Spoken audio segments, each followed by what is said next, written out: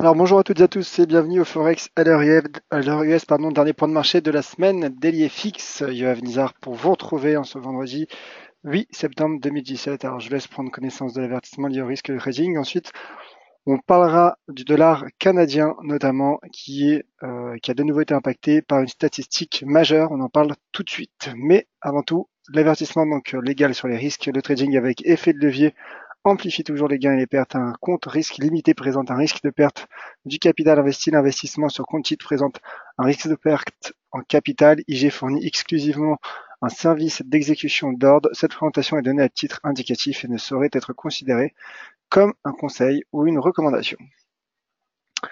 Voilà donc pour ce disclaimer et on débute comme je vous l'ai promis avec le taux de change USD CAD qui tente un rebond en données 30 minutes alors que pourtant il y a eu d'excellentes statistiques parues au Canada.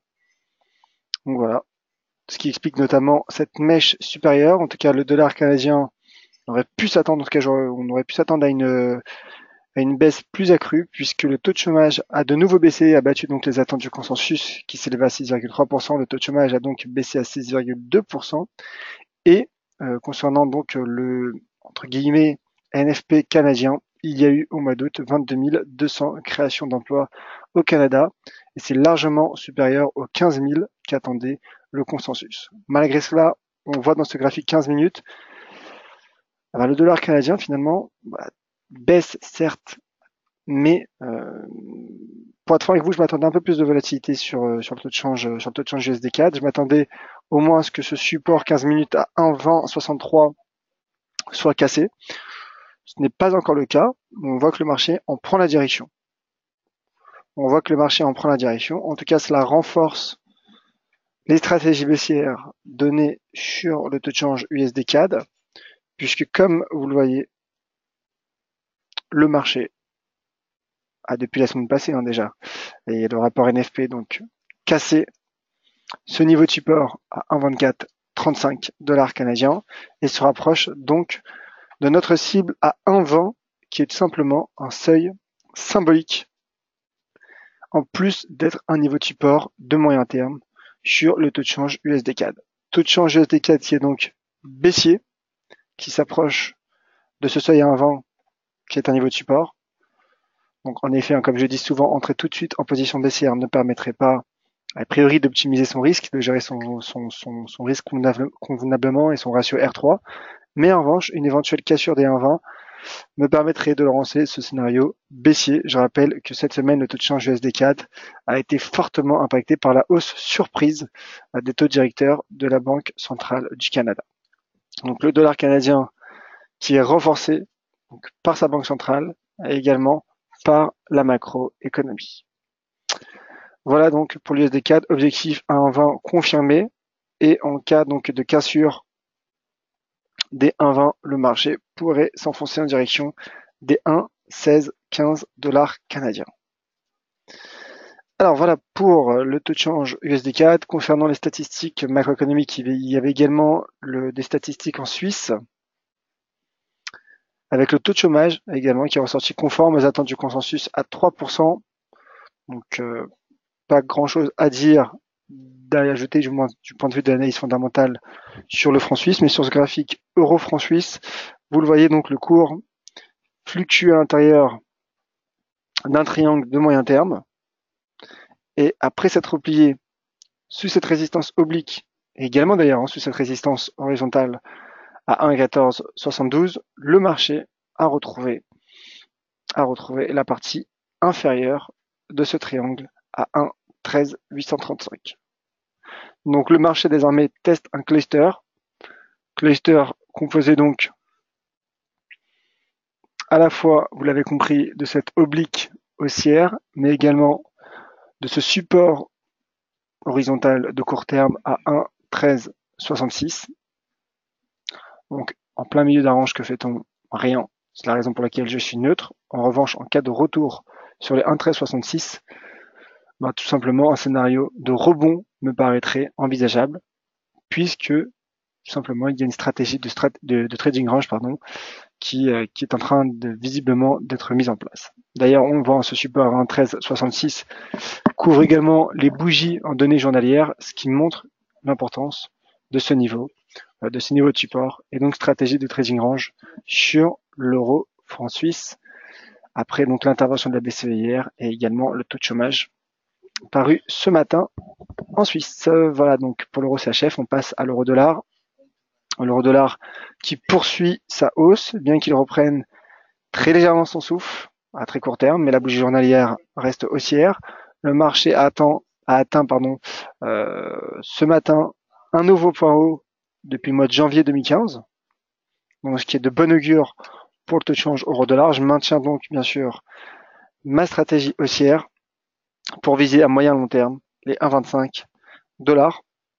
Comme je l'ai expliqué, c'est tout simplement l'objectif théorique de l'analyse technique entre ce range 1,05, 1,15 dupliqué au franchissement des 1,15, ce qui ramènerait théoriquement le cours à 1,25 $. D'ailleurs, on le voit en données hebdomadaires, le momentum aussi accélère comme le montre l'indicateur RSI. L'analyse contrarienne et l'indicateur sentiment donnent également du potentiel haussier au taux de change euro-dollar. Et à court terme, en données 4 heures, il y a un repli donc sous les 1,21, mais le marché ne franchit pas. Bien au contraire, regardez la bougie précédente, l'avant-dernière bougie. Elle a rebondi sur cette ancienne résistance à 1,2035 qui joue désormais un rôle de support et donc un nouveau pullback haussier sur les 1,2035 pour viser dans un premier temps retour sur le point haut à 1,2095 si je ne m'abuse, 1,2093 et ma stratégie à court terme sur le taux de change euro-dollar. Voilà. Alors certes en 4 heures, le momentum ralentit, le marché effectue un repli technique, mais c'est normal avec la volatilité qu'il y a hier entre Mario Draghi et la BCE, on pouvait s'attendre à ce genre de, je dirais presque réaction normale du marché qui prend quelques bénéfices. Mais en tout cas, ma stratégie sur l'euro-dollar, vous l'avez compris, reste haussière. Et donc, je le répète, à court terme, les 1,21 me paraissent probables et sur du long terme, 1,25 me paraît également envisageable. Alors, je vois qu'il y a pas mal de questions. D'ailleurs, j'ai reçu pas mal de questions entre hier et aujourd'hui sur Twitter. Alors, je vous prie de m'excuser, je n'ai pas eu le temps de répondre à tout le monde, mais c'est en cours, je le ferai avant ce week-end, promis. N'hésitez pas d'ailleurs si vous avez d'autres graphiques à me proposer sur Twitter ou d'autres questions, @JohanNizar, et bien sûr, je réponds quasiment à l'ensemble des tweets. Voilà pour l'euro dollar, on va passer sur les autres paires. Le GBP USD, le GBP donc qui poursuit sa remontée face au dollar américain, bien aidé aussi, il faut le dire, par la faiblesse du billet vert. D'ailleurs, au passage, comme le rappelait ce matin mon collègue Valentin, il y aura l'intervention de la Banque d'Angleterre jeudi prochain, et de la Banque nationale suisse aussi, donc jeudi prochain, on s'attend encore à une journée très volatile. Le GBP USD qui rebondit et qui s'approche de nouveau de ce seuil à 1,33, 1,3297 plus exactement, qui est, comme vous le voyez, je ne sais pas si vous en rappelez, moi je m'en rappelle en tout cas, qui est donc une résistance de long terme. Je rappelle que le GBP USD avait échoué sur cette résistance fin juillet, qui n'était pas parvenu à franchir et à passer outre, ce qui montre l'importance de ce niveau. Techniquement, l'analyse graphique est limpide, le marché a rebondi après un petit toupie, un doji sur support à 1,2730. Le marché retrouve un niveau de résistance, enfin, il reste encore un peu de marge, bien sûr, mais en tout cas, le marché pourrait aller tester, aller travailler donc ce niveau de résistance. Et bien sûr, sous un niveau de résistance, le risque théorique sur l'analyse technique, vous le savez, est baissier. Mais attention au momentum qui accélère. Le RSI franchit la borne 70. Le cours pas encore. Au passage, attention à une éventuelle divergence baissière cachée. C'est l'un des enjeux de la séance du jour sur le GBP USD. Il y aura-t-il une divergence baissière cachée ou non? Pour le moment, ça en prend la forme. Du coup, ce scénario renforcerait mon scénario baissier sous cette résistance à 1,3297. Alors pour toutes les questions sur les divergences standards ou cachées, n'hésitez pas à aller sur le site dailyfix.com/français. Et tout en bas du site, vous allez retrouver un article éducatif sur les divergences de RSI, sur comment exploiter l'indicateur RSI. Donc je vous invite à le lire. Voilà, j'espère qu'il vous plaira. Alors un mot sur l'USD-Yen, le USD-Yen qui est baissier, voilà, qui tente de sortir de son range. Les valeurs refuges prennent le dessus. L'once d'or, on ne l'a pas vu, on ne l'a pas encore vu, mais l'once d'or est plus que jamais haussier. Et à l'inverse, donc l'USD-Yen, inversement corrélé, qui est en train de casser ce support de moyen long terme à 108,55, qui est tout simplement la partie inférieure de ce range, du range à l'intérieur duquel fluctue l'USD-Yen depuis le début d'année 2017. Donc l'USD-Yen n'a pas encore cassé car la bougie n'est pas clôturée. Attention à un éventuel retournement en fin de semaine, dans les prochaines heures donc qui suivront avant la clôture hebdomadaire. Mais pour le moment, en tout cas, le risque est fortement baissier sur le taux de change USD-Yen, fondamentalement déjà, mais également techniquement. Alors je rappelle pour les valeurs refuges, et ça concerne également le cours de l'once d'or, que demain sera finalement la fête nationale en Corée du Nord. Pour rappel, l'année passée, la Corée du Nord avait fêté avait célébré finalement sa fête nationale, son jour d'anniversaire, en lançant un tir d'essai balistique. On connaît les réactions du marché suite à ces tirs de la Corée du Nord. On peut s'attendre éventuellement à un tir de demain. En tout cas, c'est l'une des craintes des marchés. C'est la raison pour laquelle, avant ce week-end qui s'annonce tendu, les valeurs refuges prennent le dessus. Je rappelle que la semaine passée, le cours de l'once d'or avait débuté la semaine par un gap haussier suite à un nouveau tir,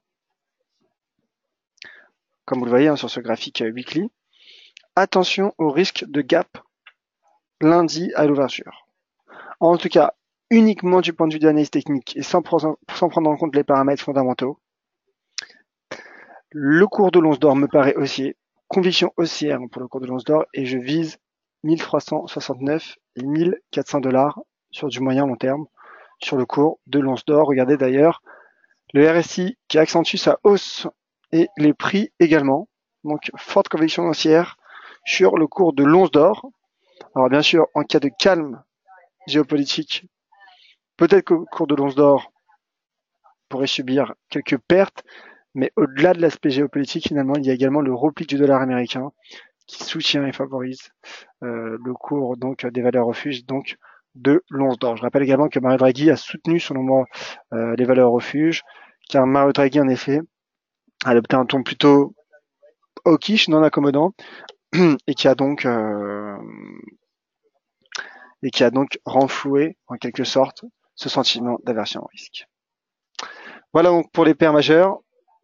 Un mot avant de passer aux questions sur l'euro GBP, puisqu'on a pas mal parlé sur les réseaux sociaux.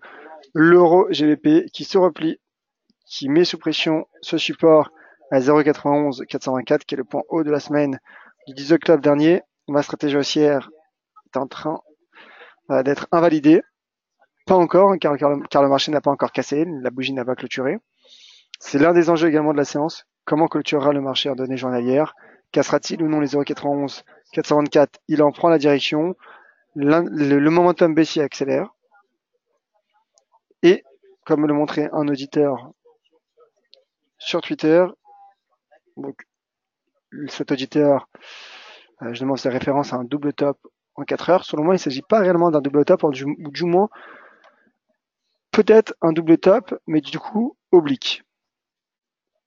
Donc, cela modifierait finalement les objectifs théoriques de l'analyse technique.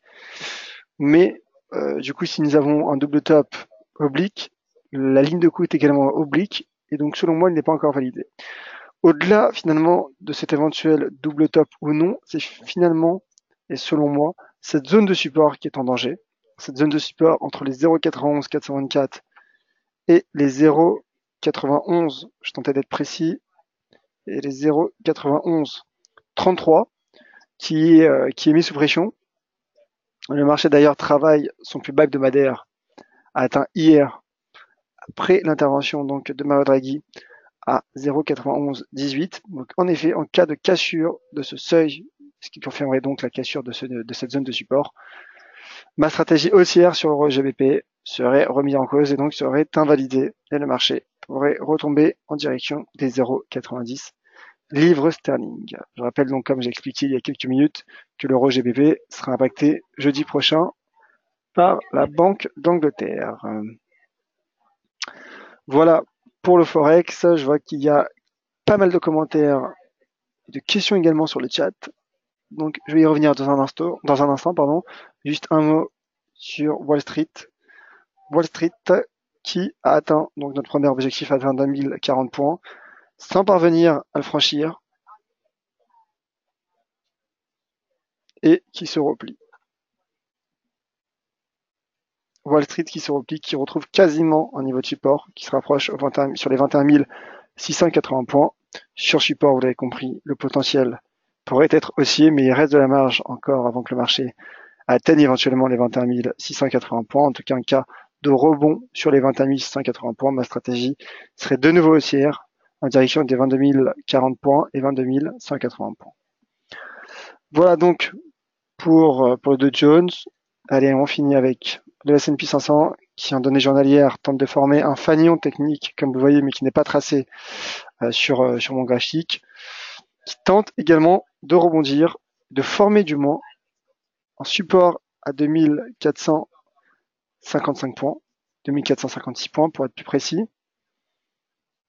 Alors, techniquement, le graphique du Dow Jones me paraît plus exploitable. Le S&P, j'ai l'impression que le S&P a un peu de retard dans son repli comparé au Dow Jones, car comme vous le voyez, il y a une résistance qui a été formée à 2478 points. Donc je pense qu'à court terme, le marché pourrait retomber sur cette zone de 1424, 2441 points. Voilà pour les indices américains. Et je passe aux questions et commentaires. Alors vous êtes nombreux à m'avoir salué. Bonjour à toutes et à tous. Alors Nicolas, bonjour. Début de divergence RSI sur le dollar en 4 heures. Et en même temps, le marché tente de faire un support en 30 minutes sur 1,2041, le dernier plus haut journalier. Alors, attendre plutôt un retracement, la divergence 4 heures, ou un rebond sur 1,2041. Alors, sur l'euro dollar, ma stratégie de moyen terme est haussière. Alors là, pour de l'intraday, on regarde ça tout de suite. Alors, divergence RSI en 4 heures. Alors, on va dire que je ne la vois pas réellement, la divergence. Si vous faites référence à ce sommet et ce sommet, ce n'est pas une divergence car entre-temps, le RSI a atteint les 50, il s'est passé du temps, vous voyez qu'il y a un gap important. Je veux dire, même si on retrace, le RSI est retombé sous la zone, sous le seuil 50. Donc il ne s'agit pas réellement d'une divergence. Mais en tout cas, en 4 heures, on voit qu'un retracement prend forme, certes, je vous l'accorde. Et en 30 minutes, donc, alors, sur les 1,2041, donc en effet, on retrouve à son niveau de support à 1,2035, 1,2041 quasiment. Le support à 1,2041 est en train d'être cassé. Pour moi, le support à surveiller, c'est ce support à 1,2035. Alors, on voit d'ailleurs la baisse de l'euro-dollar s'accentuer en intraday. Alors, nous sommes en 30 minutes, il faut également relativiser. La bougie n'est pas encore clôturée. Moi, comme je l'ai expliqué donc durant mon webinaire, certes, il y a eu un repli sous les 1,21. Certes, également sur les 4-5 dernières bougies, une résistance sous 1,2072 prend forme. Mais pour le moment, je ne vois pas de raison d'être baissier sur du moyen terme. Alors à court terme, en effet, il y a un risque, je dirais dans les prochaines heures baissier, ou vu en effet du repli de l'euro-dollar, mais j'ai envie de dire voilà l'euro-dollar qui travaille, qui a encore plusieurs niveaux de support et qui n'a pas cassé les 1,2035 ni les 1,1975. Donc pour le moment, je maintiens ma stratégie haussière, mon cher Nicolas, sur l'euro-dollar. à 20,41, pardon, nous dit Nicolas pour le dernier support en weekly. Donc en effet, c'est une zone qui correspond. François qui demande donc un mot sur l'USD Yen, j'en ai parlé, l'USD CHF, je n'en ai pas parlé, et le NZD USD. Donc tout de suite et rapidement. Alors, l'USD CHF.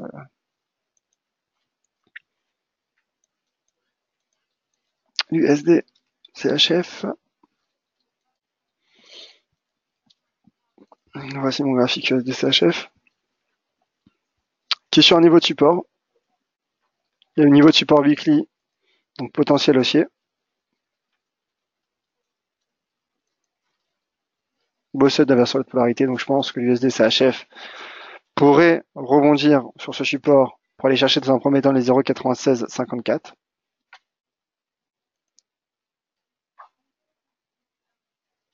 Voilà cette résistance. Et donc pour le NZD USD, c'est vrai que j'en ai pas parlé du NZD de l'AUD aujourd'hui, mais c'est vrai qu'on ne peut pas parler de tout à chaque webinaire. Techniquement intéressant, le NZD qui a rebondi ces dernières séances, particulièrement depuis tout au long de cette semaine finalement, qui a rebondi et qui échoue sous une zone de résistance, sous les 0,7343, après avoir effectué un marteau inversé en données 4 heures, suivi d'un doji, donc 2 bougies de retournement, et le NZD donc se replie à court terme. La correction pourrait se poursuivre sur les 0,7264. En données journalières, on voit que le marché ne parvient pas donc à franchir ce niveau de résistance de long terme à 0,7343, qui est un niveau de résistance de long terme, qui a regardé le graphique hebdomadaire, le marché qui, hormis ces quelques semaines durant lesquelles le marché a effectué une fausse sortie visiblement, cette résistance à 0,7343 couvrait depuis le 11 mai 2015 le taux de change NZD USD, donc risque baissier selon moi sous résistance. Stéphane, pour le Gold et WTI, alors le Gold, j'en ai parlé aussi sur le Gold, WTI, ça arrive tout de suite. Pas eu des très bonnes statistiques hier dans les stocks de pétrole qui ont été publiés exceptionnellement jeudi aux États-Unis. D'ailleurs, on voit finalement peu de volatilité.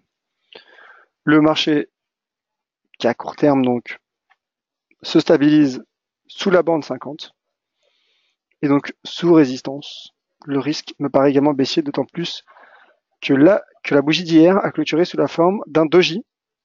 Comme je dis souvent, bougie c'est une figure d'indécision, donc potentiellement de fin de tendance. Donc à court terme, pour du très court terme, retour sur les 48,84 est possible, et sur du moyen terme, un retour sur les 47,35 pour du swing trading me paraît également envisageable sur le cours du WTI qui, comme vous le voyez sur ce graphique hebdomadaire, ne parvient pas à franchir les $50 le baril. Alors, Tommy, quelques problèmes de connexion, mais ça va, je suis là. Le bonjour des Caraïbes, bonjour mon cher Tommy, bonjour d'ailleurs tous nos auditeurs qui se trouvent à l'étranger. J'ai pris du retard, pouvez-vous revenir sur l'euro-dollar, me dit Jacques. Bah écoutez, je suis revenu. Alors Jean-Yves, bonjour Yoaf, tu me donnais l'enregistrement de cette émission. Bah écoutez, ce webinaire sera mis en ligne dans quelques minutes après la fin de ce webinaire justement sur notre chaîne YouTube DailyFX France. Et je la relayerai également sur les réseaux sociaux. Donc n'hésitez pas à me suivre et on l'a demandé sur Twitter, @YoavNizar. Alors Nicolas, qui ne trouve pas le même RSI 14. Pourtant mon RSI sur l'euro-dollar est bien paramétré en 14, je vous l'assure.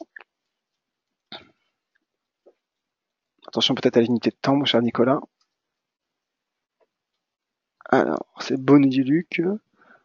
Un bon point d'entrée pour vendre l'USD Yen, me demande Jean-Yves. Alors, comme vous savez, hein, je ne suis pas j'ai habilité à donner des stratégies de money management.